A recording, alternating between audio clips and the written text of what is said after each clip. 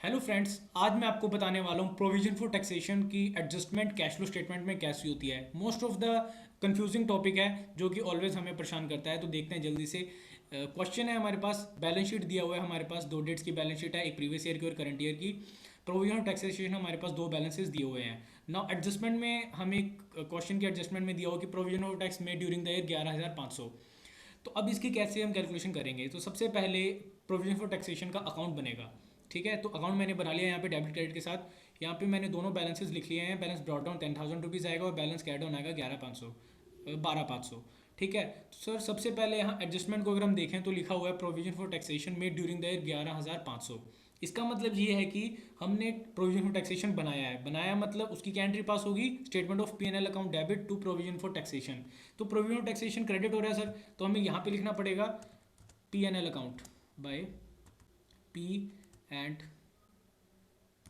Account. कितने का बनाया सर हमने? 11,500 का। ठीक है, तो अगर हम इसको ऐड करेंगे तो हमारे पास कितना आएगा? 21,500 का। ठीक है सर, बट अगर हम यहाँ पे देखें तो हमारे पास बैलेंस नहीं हो रहा है। यहाँ पर होना तो यहाँ पर भी 21,500 ही चाहिए। इसका मतलब हमारे ड्यूरिंग द ईयर हमने टैक्स की पेमेंट की होगी इस प्रोविजन के अमाउंट में से। तो कितनी टैक्स की पेमेंट की होगी? That will be bank account. ठीक है, and this is what, this is balancing figure.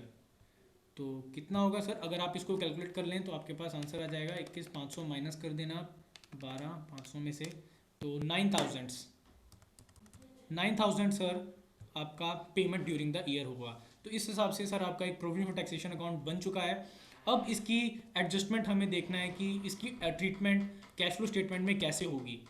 तो देखते हैं जल्दी से। सर ट्रीटमेंट इसके अंदर होगी, सबसे पहले प्रोविजन ऑफ टैक्सेशन में during the year will be added while determining net profit before tax in operating activity. जब हम ऑपरेटिंग एक्टिविटी बनाते हैं, जब हम कैश फ्लो स्टेटमेंट बनाते हैं, तो सबसे पहले उसके अंदर आता है operating activity, cash flow from operating activity. तो उस ऑपरेटिंग एक्टिविटी के अंदर जब नेट प्रॉफिट बिफोर टैक्स में जब हम कैलकुलेशन करते हैं तो उसके अंदर प्रोविजन फॉर टैक्स में ड्यूरिंग द ईयर, सर यही तो है प्रोविजन फॉर टैक्स में ड्यूरिंग द ईयर। इस 11,500 को हमें उसके अंदर ऐड बैक कर देंगे, being it is a non cash expense, क्योंकि इसके अंदर हमारा कोई कैश आउटफ्लो नहीं हो रहा, दैट्स वाई इसको हम ऐड कर देंगे। और दूसरा एक्सपेक्ट क्या रहेगा? To bank account. यहाँ पर कैश क्या हुआ है? आउटफ्लो हुआ है, तो ये क्या इसकी क्या एंट्री होगी कैश फ्लो स्टेटमेंट के? जब इसमें कैश आउटफ्लो होगा तो हम, इसका मतलब है कि टैक्स पे during the year will be deducted from operating profit generated during the year in operating activity. तो ऑपरेटिंग एक्टिविटी में जब हम हमने सारा कुछ कर लिया, हमने वर्किंग कैपिटल की एडजस्टमेंट भी कर ली, तो लास्ट के अंदर हमें टैक्स पे ड्यूरिंग द ईयर वो माइनस कर देना है। तो इस केस के अंदर टैक्स पे ड्यूरिंग द ईयर क्या है? 9,000 रुपीज़। तो हम उसको माइनस कर देंगे और जो P&L अकाउंट का जो हमने नया प्रोविजन बनाया है उसे हम ऐड बैक कर देंगे। तो गाइज ये था हमारा प्रोविजन ऑफ टैक्सेशन का treatment in cash flow statement. I hope you understand my videos. If you understand my video then please like share and subscribe. Thank you very much.